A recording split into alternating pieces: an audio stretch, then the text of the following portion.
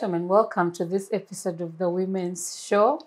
It is the 10th day in the activism campaign, the 16 days of activism against gender-based violence, and we want to continue these conversations. Your commitment to having, an activity, a response, an advocacy pool in these issues is very important to helping us address issues of sexual violence, gender violence, and all the other forms of violence against women and girls.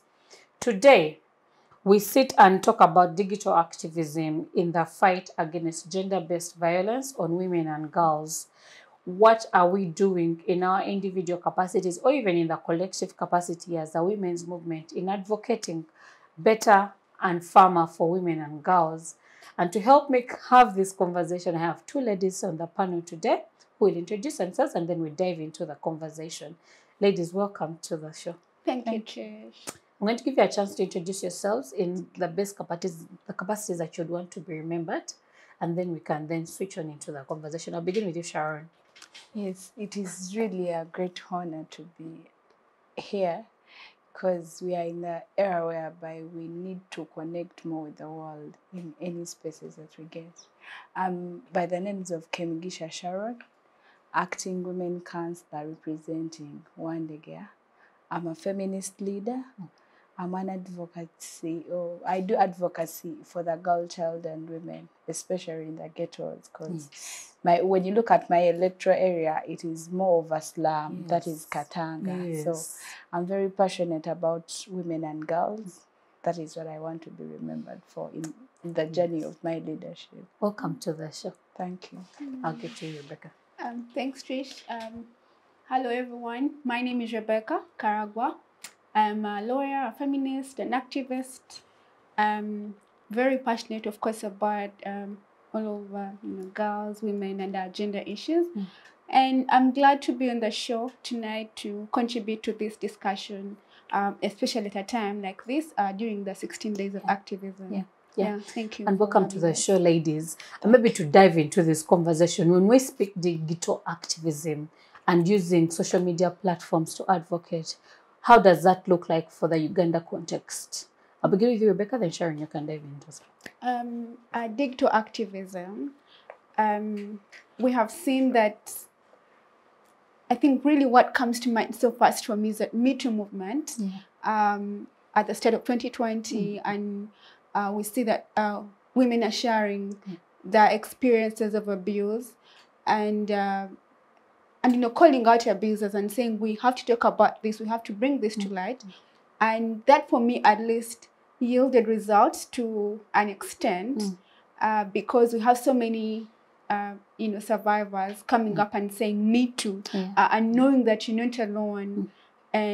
But also it really takes a lot of courage to come out and say I was abused or I was harassed because of the shame and stigma around being abused, for example.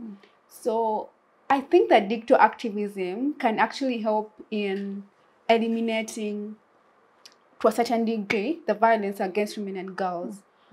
And even here in Uganda, we see that our sisters spoke up.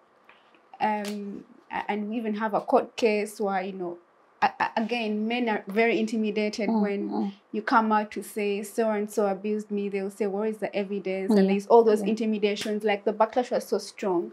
But I know that it's intended to instill fear so that very many people actually do not speak out. So, yes, we have seen that online organizing, online activism actually yields results because abusers don't want to be revealed as abusers. They want to be exposed. So there's a bit of results in online organizing and exposure of abuse. Maybe to also dive into that, Sharon, in the age of video recording, in the age of putting a spotlight on your abusers, how can we leverage using our phones, voice recordings to be able to highlight abuse? I think in a Ugandan context, we've not yet made it to our success as women, because we are living a community of people that are so judgmental, in that even if you're trying to put out an issue, you're searching for help out there, because in this era, our phones are the immediate things that we have, because you can't take like a minute without checking out your phone. You can't, like, we are so entitled to our phones, but the space is not that safe for our women. I'll give myself as an example. I started online activism in 2016 when I was working as a housemaid in Oman, but I encountered a lot of challenges in that you would come out, that is what you've asked me, where you can record a live recording, trying to advocate and connect with all the Ugandans on the globe to either find help or help a friend who is in a different location, but she's a girl, she's a woman, she needs help. The only thing that you can connect to the helpers or to expose what she's going through, it is the phone. But you could post or do a video in search of help, and then you get judged. It is still going on. So as the women movement of Uganda, we still need to do much to advocate for this, that let us not be the same people that pull down our fellow women in search of help. Yeah, and please go. Yeah, so I just wanted to give slightly a different lens from what she actually said. There's this, I mean, concerning, for example, sex for marks. You know, during investigations, we have seen instances where, because of a recording, a lecturer, you know, is expelled from the university. So if we did not have the recordings, it's hard to actually, but, you know, there's a recording, you're asking a student, you're intimidating them, and then they're able to record that and give it as evidence. So it helps, And I think that for the stigma, like she's really trying to, she has said, which is also right, because we, again, I feel like it's an abuser's tactic that it's the victims that have to suffer this shame and embarrassment and known to the abusers themselves.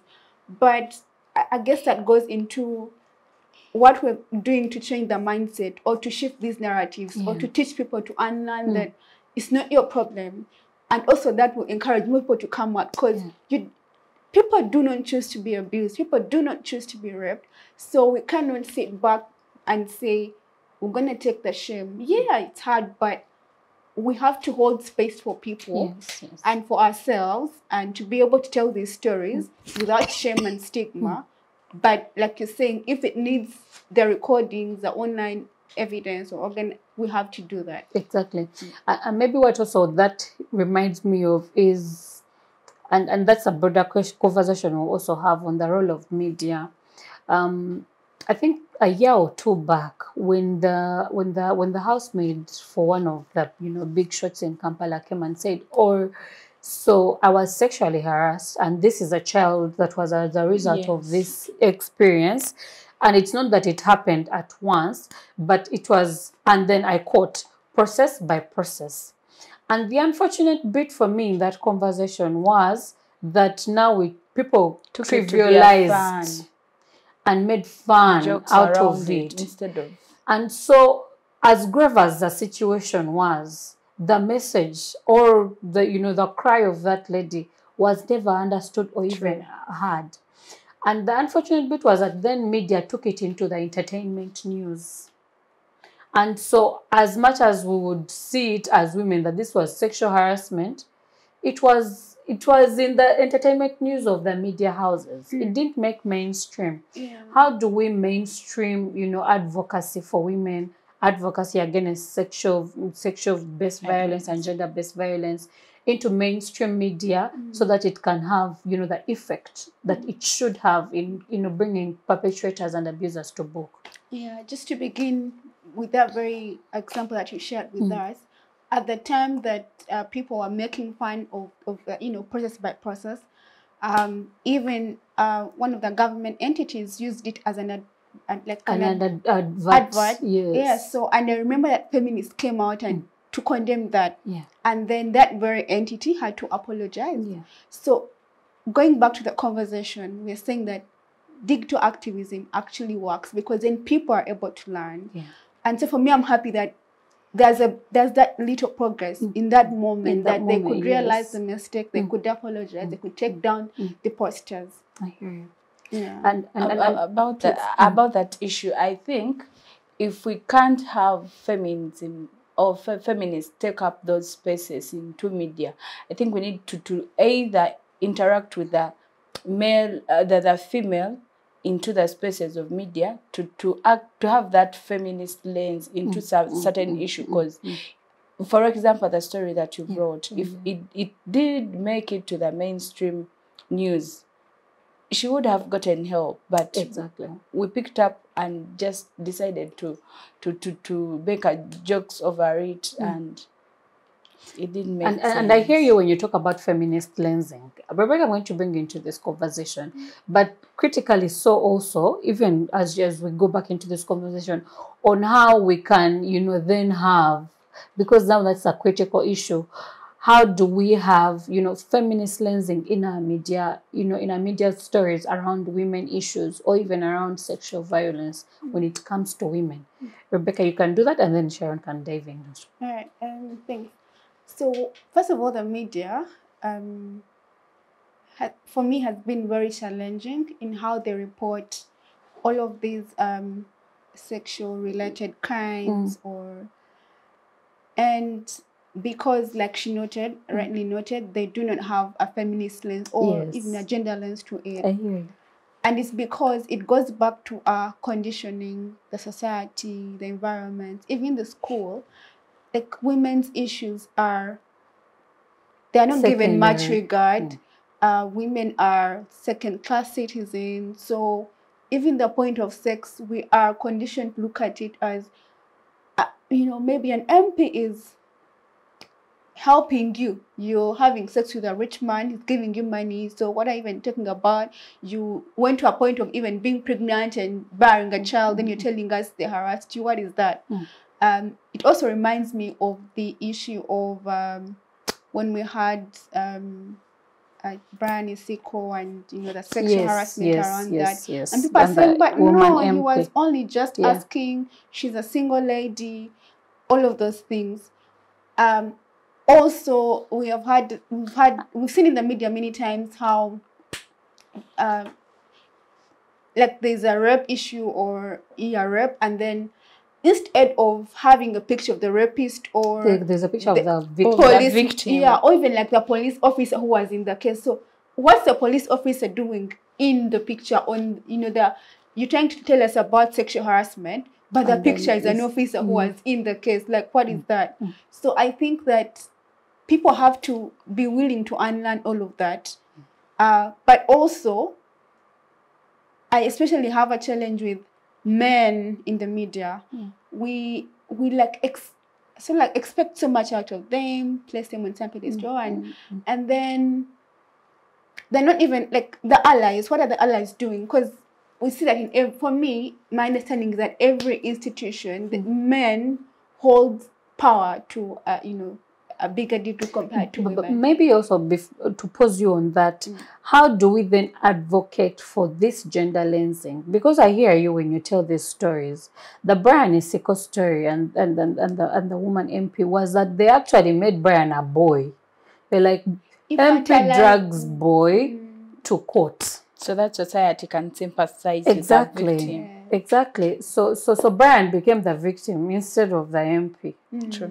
And then when we have also when the media tells us stories of girls, like it's a 12-year-old and they say 12-year-old woman gives birth twice in this pandemic, but she's 12. How is she a woman when she's 12? She's a child. And so you go into the deeper story. The headline is different from the inside story. The inside story is saying, oh, this is a 12-year-old child whose uncle has violated her twice in a pandemic. But we've called her woman. So it's not making sense. Because now the stories of women even the young ones are turned into women instead of girls. Yeah. And so we don't even give it the right, lensing. And maybe Sharon, that is where I want you to come in our gender lensing. And in how do we need women to be telling women's stories? And if we did, does it help? No, I don't think we need only women to address the gender-based sensitive issues. I think we need to educate them, have those sessions where we interact all the people in the media spaces to critically look at the issues, basing on the issues to do with their perspectives to do with gender sensitive issues. So if you personally relate with a certain issue, you don't have to be a child to advocate for the rights of the child. You just need to relate. What if it was me? What if it was my daughter? We just need people who relate with the situation. Yes. Oh, that's interesting. Maybe, Rebecca, you can also come in there on how do we then, because media has a certain power, we need to address. Media sets the narrative, especially when it comes to stories. True. And so if issues of gender-based violence within the media space are not getting mainstream or, front page advocacy around them, because I think recently we had a woman who was raped and killed, a student actually, who was raped and killed. And it's the story you find either page 2 or page 3. It won't make, front page. How do we, especially in pushing for advocacy, both online and offline, how do we have these stories have an aftermath? It's like now we've gotten this issue. How do we build accountability around it? How do we build action around it? And how can the media help us do that? I won't differ so much because she talked about engaging people to have a feminist lens to these things. Yes. Except I don't expect that for us to be able to understand gender issues, we have to say, if you don't even have to see yourself in the situation. It should be it's just an issue of humanity, so it doesn't have to even be anyone you relate with, your sister. Any person. It should concern you that someone is out being abused, someone is out being harassed. It should really concern everyone. But also we must engage people who are willing to learn for the start. Because the problem, for example, and going back to male engagement, is that we just sort of want to force people to come to us or to listen to us. For me, for the start, I would want to see who are people that actually are willing to learn these things and then contribute positively to it. But also, we have to, accountability could mean calling out every time we see that a story is written that way it shouldn't be. We call it out. But also to use alternative media, because we cannot sit down and wait for when the mainstream media actually tells stories from the gender lens. What are we doing online? We have accounts, all of us have accounts, so we have to do our part to make sure that we tell stories in the right way, and eventually people will catch up. And I think on alternative media, it reminds me of the 2018 Women's March Uganda. It was a drive that happened on Facebook and Twitter. And there were feminists online, there were womanists online, there were women allies online, feminist allies online who decided this can't continue. The unclaimed deaths of the Entebbe people and the Entebbe women were something that was triggering, because at least at the end of every week, there was someone dying. And you had to be home before 5, lest you're the next victim. And there were always women. And so what I saw women in Uganda do was come together and push the police to have accountability. I've never seen that report, and we are still asking for that report in regard to the Entebbe killings of 2018. Uganda Police Force, I think that is to you. And so in their ask for accountability, the women came together. And their hashtag was Police Protect Women. Because we can no longer have unexplained, death. There were over 23 plus. But in such and that is alternative media, in such a drive, we were actually able to take it on from online to mainstream. and it was at the top of every news media. It was covered widely. Embassy representatives were there, but that was in that moment, and that moment had its impact. But can we bank on the 2018, activism, 2018, move, the women's march then, to see if we have had gains over the past 5 years? 2018 looks very far. So do we have gains when it comes to that? I honestly think not. But first, I'm so glad for me that the women's march happened. I participated. So I'm really happy that for the organizers, and it's not easy, but to be able to make that statement for me means much, and it still does, and it will always do that. That actually happened. But if one of the things we're looking to, one of the aims, one of the goals for the organizing is that women should be protected by the police, but they are not. And I will, for example, look at how police handles people who come to report, these victims of abuse, domestic or sexual, whatever kind of abuse people have gone through. The first thing is, up to now, they will still ask you, how are you dressed? There's no private room for, to say this is for people who are reporting sexual offences, because that's a very, as we have already discussed, it's something very easy. You don't just sensitive, so you don't want to come and say, I was raped, I was sexually assaulted. It's so hard to say, but people are just gonna look at you at the police station and say, what do you want? Or also the issue of, they'll ask for part of evidence, is your skirt torn? But we know that rape can happen even when your skirt doesn't have to be torn. So they want to see did you try to fight back? So if we still have officers supposed to enforce rule and law, but ask such questions, then you are contributing to the problem. So then the narrative of the ideal victim, you've got to look a certain way. And then, because a friend of mine told us a story of a lady who was selling mangoes by the golf course. And she went into the police to report she had been sexually harassed. A boda man came, threw her in the bush and sexually harassed her. And so she went to report it to the police station.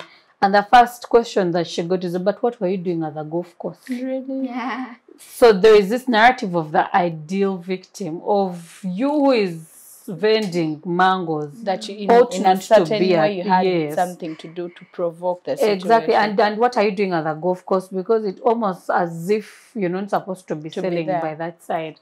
Also for persons with disabilities, how it almost, the police officer will almost feel shocked that someone actually raped you. And they're like, and you're like, but at what point do we deal with the ideal victim narrative? Because we can no longer, have this conversation without having the honest conversation of, we cannot even classify. You just can't imagine that a CEO can be raped. Why are we classifying? But there is a kind of image we've created for people who are violated. How do we deal with that? I think going back to what kind of engagement we're having with various stakeholders, but also being more intentional about challenging, because these things are not going to be given to us simply because we know it's the right thing for them to do. First of all, we need to know that I would wish for a justice system that takes on the sexually targeted crimes very seriously and handles them with the urgency that they deserve.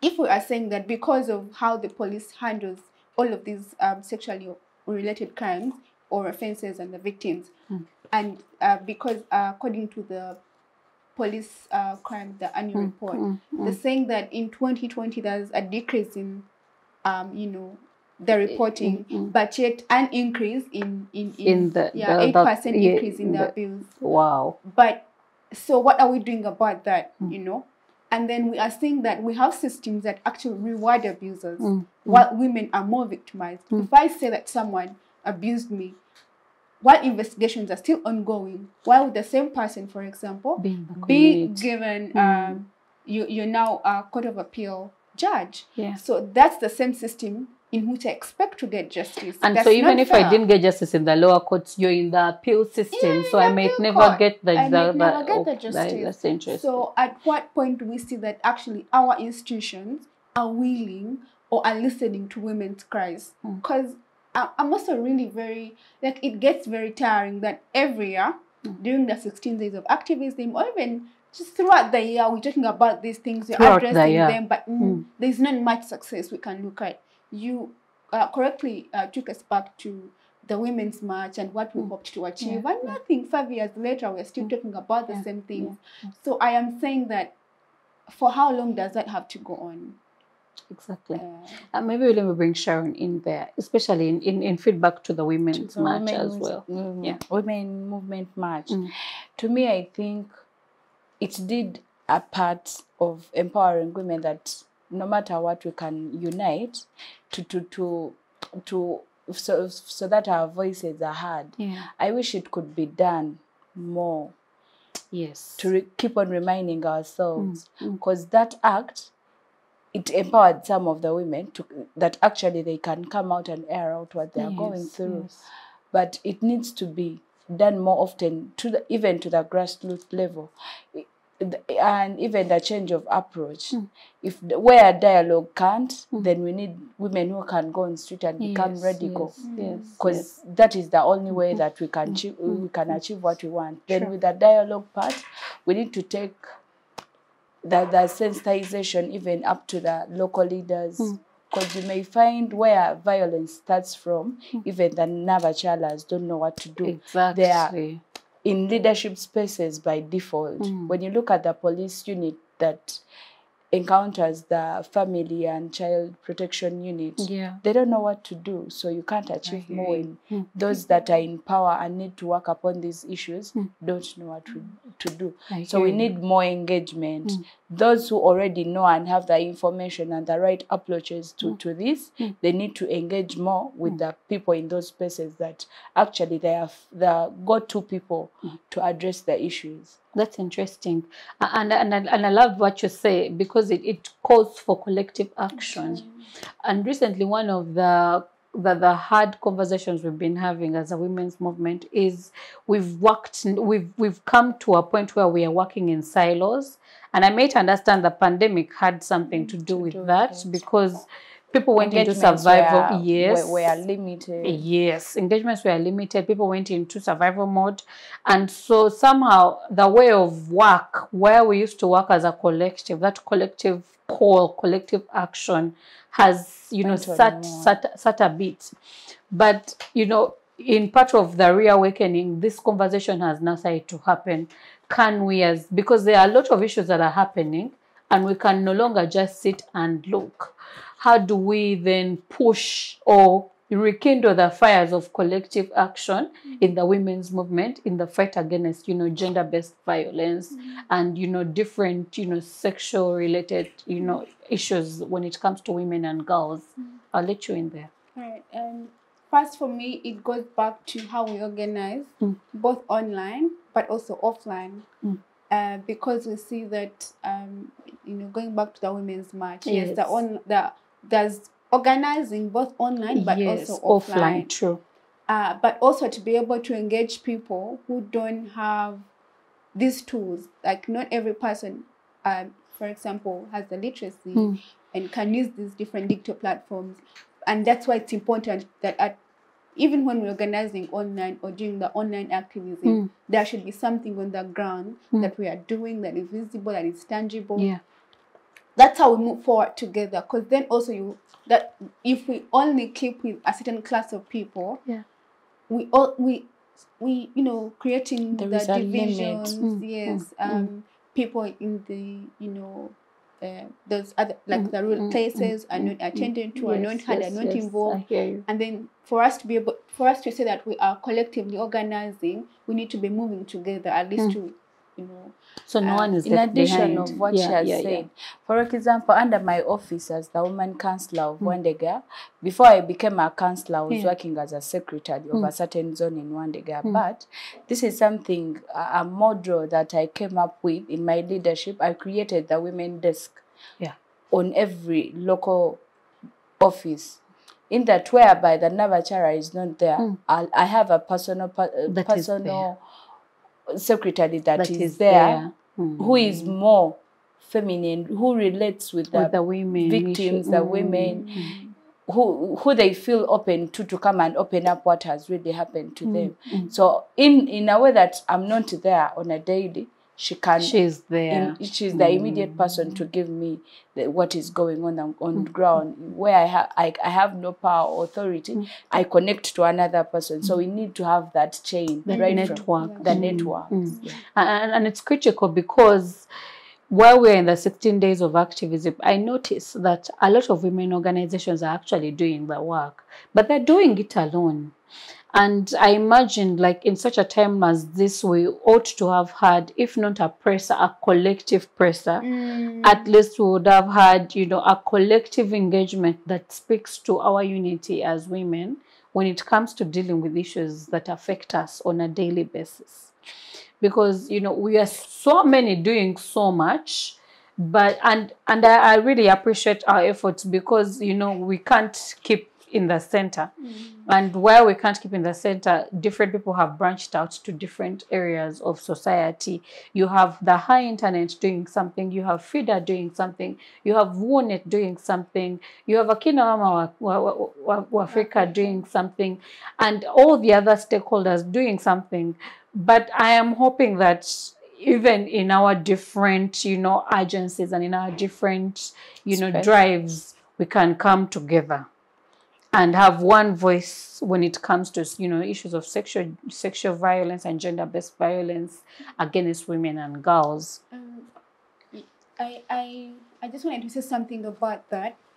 I think that also while we are looking to collective organizing and all of that, and we also have to be aware that, for example, the women's movement would easily, you know, be in the movement. There could be some, you know, fundamentalists. Yeah. So it's going to be a challenge if we have any woman leader not actually doing the work, or, you know, that you can only speak the language, but you're not doing the work. I hear you. So you stole the process. We stole the process. Yeah. And so for us to organize and address these issues better, we must be willing to also have a plan for, you know, issues like those and be willing to address them.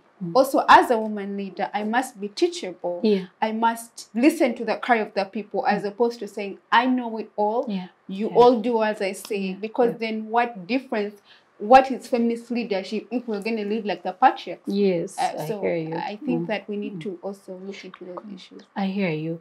Maybe also then we can then get to male engagement, because also male engagement speaks to language. And I love that we have men on board who, for the better part, want to advocate with us. But how do we deal with, you know, the narrative of male engagement, only to have men understand the language, men be in the room, men, and you know, drive around feminism and activism and gender, you know, gender mainstreaming and gender equality, only for them to be the perpetrators in these rooms. And hear me out. And even if I took it out of violence, when we speak of manos, we are hoping that people are alive to the fact that women need to be on these decision-making tables. And so I've found in this work that I keep repeating myself in some of the issues that are happening. For example, when we speak manos, we are hoping that men are listening, but you will have an engagement where you will have only men on that panel. And so it almost as if looks like the women's voice has been put to the end. The other issue is there are very many times we've advocated with men around sexual violence, gender-based violence, only for the men to be the perpetrators. They are at the top of offices. They are organizing with us. They know that gender equality is important. They know that, you know, sexual harassment is happening in their entities. And yet they have also sexual harassment policies. So how do we deal with men that understand language, but necessarily are the perpetrators in the room as well? Thanks for really bringing that to light. I am one of those who think that male engagement, with all due respect, is not critical. As critical as certain entities are making it look like, you know, critical in our fight to achieve equity and, you know, equality. And for the reasons like you have stated, that we have people posturing to be allies, or they will learn the language. They will be, even in our spaces, when we have women organizing, they want to say, let me represent the men who actually are on your side. And we've seen that that's, you know, that's false. It doesn't, if you're an ally and you're in the media, how do you allow, oh, you're a producer of a show, but you're not saying we need women inclusion in the panels, we have to first make noise, but you are an ally. Or, like you said, these allies, and because they also are powerful men, have, you know, are guilty of these very crimes that we discuss here today. And so it's hard for someone to come out and say, this man actually has abused me or ever abused me sexually, violated me, because you are seen to be an ally. So you're posturing to, you know, you're seeking cover and safety behind all these women you are seemingly organizing with. And that's a big issue. So we're going to keep stalling the process of women's progress. And also, again, like for me, it shocks me, because we're saying we need male engagement, but then we have legislators who are men who went to the floor of parliament and argued that, for example, consent cannot be measured. Now, a legislator you're representing the people. When the sexual offences bill was being passed, those were the arguments in the floor of parliament. Very embarrassing. But then we say, no, men are very critical. How critical? Understand? So I think that we really need to do this work and to question what kind of, like, what does male engagement what look are they like? doing with, or what are they adding to the conversation that is meaningful when it comes to addressing the critical issues? If they are. If they are. That's important. I'll bring you in there, Sharon. Okay, I'll have a different perspective from her. And you're allowed to. If we've been doing this for all this time and we're not achieving it there, I believe there are men who have a different perspective, and in their nature, if they are born to be protectors of our species. So I'm a mother of boys.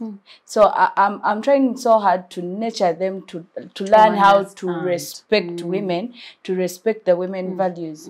So can't we, as the women movement, can't we engage with the men out there? I'll give an example of Chamagero Andrew. He's someone, I believe that if he's approached to in the right way and try to engage these men and show them the direction that we are not trying to overtake your powers as men, but you need to understand we are in but I understand what you're saying. If he's engaged, he's someone that I believe that can change and adjust to the world, because we are living in an era where we need to adjust. Slowly by slowly, we will get there. But he's very problematic, because I know that he's not even willing to listen. Maybe I'm saying that from a perspective that I know him, in the friendly perspective. So maybe the conversation would be, would you, before you come in, Rebecca, would you engage him? As you, Sharon, would you have these kind of conversations, especially when it comes to feminist practice? I would. Or gender equity and gender equality, and have results on that end? I would say I would engage him. We are tasking you with that role. Simply because at times it is the approach that fails. We are tasking you, as the women's movement, we are tasking you with that role. I would take on that challenge. We'll come back for feedback. I would really like to speak some of the aspects she has raised. When you say, for example, it's how you approach men, you're actually telling women that they must decrease or humble Have themselves decorum.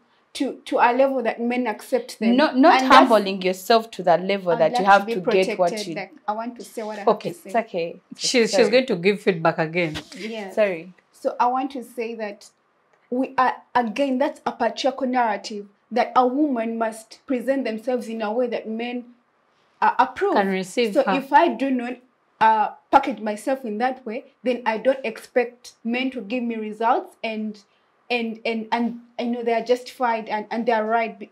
Why? Because these are human rights. We are here talking about women's rights, our human rights, but we want to beg for them, or we have to allow men to give us the permission to advocate for ourselves. We have to.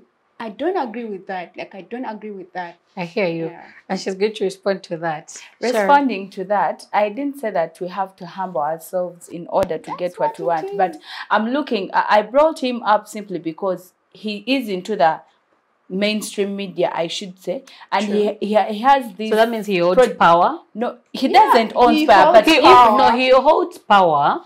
No, he's in mainstream. He holds power. And we need to accept that he holds power because he holds one of the most, and I don't want to call it toxic, but for lack for a better word, toxic masculinity space that I've ever found. But on your point, please go. I want to be quoted well. Yes. I want to be quoted well, like, honestly. If he is in that space, a space that we can use as women to get those collective voices to achieve what we want as the women movement, then we can take on the task of engaging him and see what we can get. Maybe if we usurp that space, it is possible to usurp it and we take power. I'm going to take a short break, and then maybe when we come back, we talk about the intersectionality in dealing with women issues, because it's critical for us to know that there is no one woman. And also we'll build on way forward. What are our individual commitments when it comes to this fight and to the sexual, to the drive around sexual violence and gender-based violence when it comes to women and girls. Let's be back.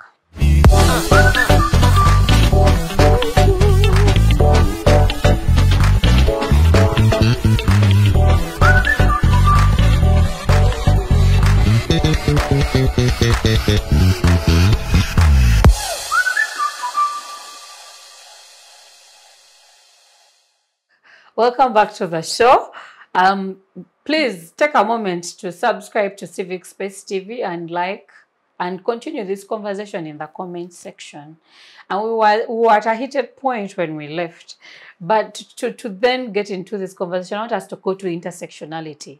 You add on to that conversation as we go. In dealing with women issues, it's very important that we do the intersection of knowing that, women have different issues. There are different kinds of women in our society. How do we, add intersectionality to our digital activism, so that in dealing with issues, for example, if it's in the mainstream, if in dealing with these issues, we know that we are dealing with women that maybe are disabled, we are dealing with minors, we are also dealing with most probably key community women, sex worker women. How do we have LGBTQI? Yeah, that's a key population. How do we, encompass intersectionality in our digital activism when it comes to, gender-based violence against women and girls? How do we have all women represented? Yeah, so I think first, because I believe that before we even go online to do any kind of activism or advocacy, we have to do work in the background. And for me, for that work is to read. It's until we have read these things, because I'm sure there's someone who's listening to you right now and saying, what is she talking about? Yeah. And so we have to be willing to, when you hear things like this, do the individual work of reading to understand. Yes. And when you have read and understood, you can come and argue for or against. So what the challenge is online is that you find people who haven't read, who will argue their cultures or my religion or my mother said. But we're talking about, empower yourself with education. Yeah, like there's so much information out there. So I think that we must be willing to read, and especially here in Uganda, because if the youngest population, I mean 70, I mean we were the most, the youth. We have the youngest population and we're the most in the country. So if we do not read, then who's going to do the work for us? So I think that before we even have an opinion on anything, we must be well versed with it. And knowledge. That's when we can include all the things we seemingly don't understand or we think are foreign or are not natural. Or I think Charles both said something that triggered me last week. He said, today, the men and boys of today who are, 25-ish, 30-ish, they treat women and girls worse than their fathers of the 60s and the 70s and the 80s. And it's quite problematic, but it's true. It's true. But how did we get here? To this point, and maybe Sharon, you can come in there. How did we get to this point, even as a response to intersection? How did we get to a point where the men who are supposed to be our allies, who are in this epoch with us, who are part of the other half of this population, have deteriorated in their regard to women and girls? There is a saying that says that hurt people hurt others. So I think we are living a generation whereby so many people are brought up seeing a different things happening at their home, and they would want to react. So we are reactionary. Yeah, we are in a space. Yeah, we are in a space where we are receiving reaction of the past things that happen to the people that we meet in life, and they wouldn't want to accept or understand the situation that they are going through. They see it as a way of protecting themselves or wanting to react over something that they went through and expose it to someone that didn't even have anything to do with what they went through. So I think that is what. And I hear Rebecca when she says people need to read and give themselves the knowledge that empowers them enough to know that, this is not how you treat a woman. Yeah, or this is not how you do it. She's right, because as you're equipping yourself with information, you will find out that whatever happened in your history as you're growing up as a child, it is not anyone's fault. So you have to work on yourself as a person. Do the self-work. Yeah. Yes, Rebecca. Again, I understand what she's talking about also as another issue that comes with the patriarchy. Because you're teaching men, for example, that you do not show emotions, you must be strong, like a man should be ABC. And that's why we have a challenge of people not even willing to address the issues that she's talking about. That they shy away from facts of life. So you don't want to go to therapy. Can you go and do the work? There's this information. And if you go to therapy and learn like, oh, my culture was toxic, then you're willing to do better. True. But if we shy away from our emotions and we think everything should be intellectual, and most intellectual men, by the way, have not worked on that. They're not in touch with their emotions, so they want to try and reason everything, but in the process be toxic and try to justify their toxicity. That's a challenge. Like we cannot, for example, contribute meaningfully to any space in the political, social, economic if we have not addressed those other issues that we are carrying. And we just want to be heard on the basis of I am a man, I can speak good English and put things together. But you're toxic. So work on yourself and learn the patriarchy and learn all those things and go be a better person in your community and to people in your immediate in your immediate circle. I don't want to end this conversation without talking about, the gender-based and even the sexual violence when it comes to the ladies that do labor, that are labor exported. And I say that because you come from a constituency that would understand that. And a lot of times, the violence that has happened and the femicides that we've had and the bodies that have been expatriated back into Uganda. They have to do with sexual there was sexual harassment there. There was domestic violence there. There was labor violence there. How do we, protect Ugandans abroad? Especially because now you're in a position where you can't advocate on that end. Either to reduce on the labor export or to have policy that protects women, Ugandan women abroad. How do we advocate around those things? I think what we can do is to engage with the companies. When you look at their trainings that they do as they're exporting these girls to go and work abroad, they don't engage that stuff because they're going to a foreign land in that they need to be equipped with, if I encounter such and such a situation, who is that immediate person that I contact before anything goes worse? So as they are training these girls to go and speak Arabic, to go and try to adjust into the world that they're going in out there, they need to look at those issues by either, as you've said, the policy makers are giving a brown, like they're not concerned about what is happening. They're blind to the realities of this. Yes, they do not want to look at the realities. If they're having bodies of dead girls coming back and we're asking why girls, can they look internally into this issue and find out why? Because when you look at other countries, they try and follow their workers up to the foster families or the families that they are going to work to. It is not the same as Uganda. Uganda, they only look, the government only look at the taxes that come with the money either they send home or the business they do back home, but they will never consider the person that has gone to work abroad. So it goes back to the policy makers. Maybe Rebecca come in there. Yeah, first, really to address that issue, I'm just, I am for, there's so many systems that I think, in my opinion, need to be like, we need like an overhaul of everything. And I agree with Professor Tamale when she says that we are living one big lie. Because these corporations, or even when we sit here and say the media, they have an agenda they are pushing. You understand? There's like, they have forces behind them. And unless we look into that and say, how do we address it? People are going to keep, people are going to keep being exported. We had an example in Kenya where the minister told them that you're being tortured because you're refusing to submit to these men. So at what point is a leader?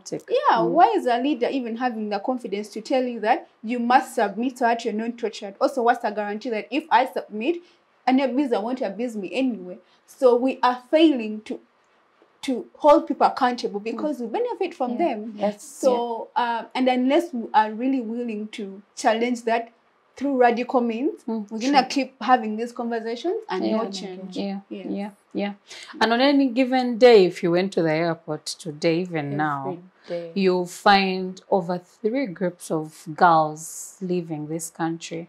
And the ages are relative. It's between 18 to 25. I reached a point where I thought that maybe, I'm not sure, but this is my own thinking. I thought, was it a plan that was made by either government to try and see that many girls are going out, in that we are the majority as youth, so that they can decrease on the number of youth that are in the country? Like, you can't say that each and every day people keep on going out and you account for them and then don't have a plan or a backup plan to protect them out there. I think it's not a one issue. It needs an intersection as well, because you then realize it might not even just be an employment issue, because when you lens through this labor export and the labor violence, it's also a slave trade issue. It's also an identity issue as well. It's also a patriotism issue. They are beneficiaries. Yes, but it's also a state issue. And so in dealing with the labor issue, it's an all-round.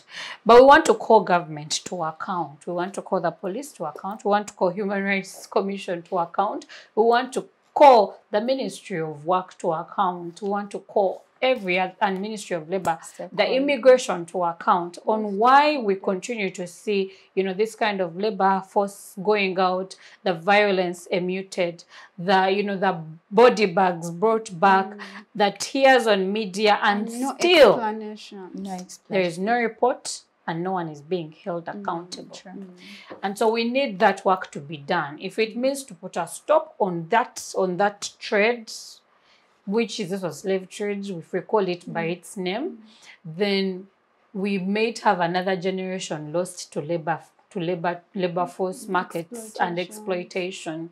But as we wind up this conversation, because that's a longer conversation that we can even have on its own when we speak to gender-based violence and labor exploitation in regard to Uganda or even Africa as a region. So it's an especially East African problem.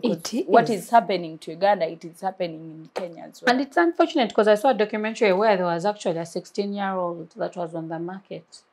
So we need to have that honest conversation. If not today, we'll create space for it.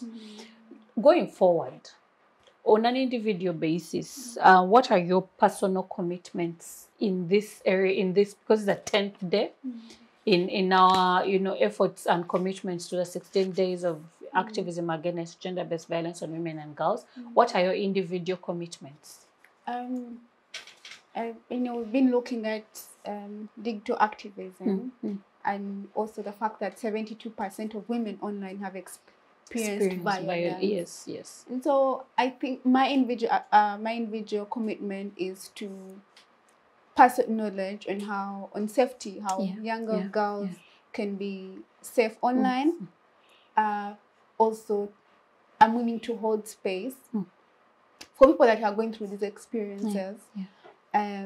But also to work with various key stakeholders to make sure that we have these gender responsive policies. If it's collective work, and I want to be there, I want to be doing the work. I have done that and I want to continue doing that even more. And we talked about online and offline organizing. And I think that if we are not strong offline, then we don't even sustain what's online. Yes.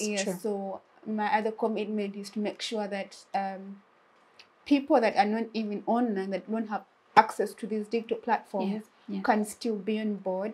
And that means grassroots engagement so that we have people. That's also part of our advocacy. So we need to strengthen our advocacy offline so that it makes sense online as well. Okay, that's interesting. Thank you. Sharon, what's your commitment? But then also, what's the way forward in your advocacy, especially in your constituency? Yes, one of my personal commitments is about the teenage motherhood that went on rise after the COVID stuff and all that. For example, my constituents being the slum, I think I'm leading a community that is full of teenage mothers and they don't know what to do. And being that I relate with the teenage motherhood stuff, because I was once a victim, and I feel I have a duty, a call that I have to work with them, sensitize them and try to show them that there is a future. However much you messed up, it could be that it wasn't your fault, but you have a life after this. Obviously, you have a life that you came on earth because of you. It is not the problem of the child, but you have life after this. So that is my commitment, that I am very, very passionate about it, and it is a chain that I have to break as a local leader at my level. So I need collective measures, collective effort from everywhere so that I can help these girls. So maybe the other thing we need to talk about is, the role of the judiciary and the legal systems. How do we, but even the church and the culture and the tradition, how do we call them into this space as we advocate for them to be able to, help push the drive when it comes to dealing with gender-based violence? First of all, those are institutions that hold power. That during our advocacy, we are told to engage with culture leaders, the church, and the very critical players in the road to achieve the gender equity and equality that we seek. But then, and going back to online or digital activism, we had an issue this very year where the church sought to reward virgin girls. You're going to check and reward. Yeah, that if you're a virgin, then there's a cash reward. And that really was very disturbing.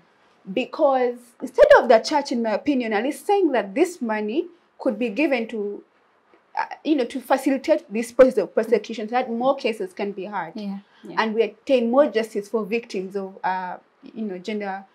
sexual violence, we are looking to rewarding virgin girls, So you're also promoting the narrative that people either get raped or, whatever kind of abuse because they're immoral, which is not right.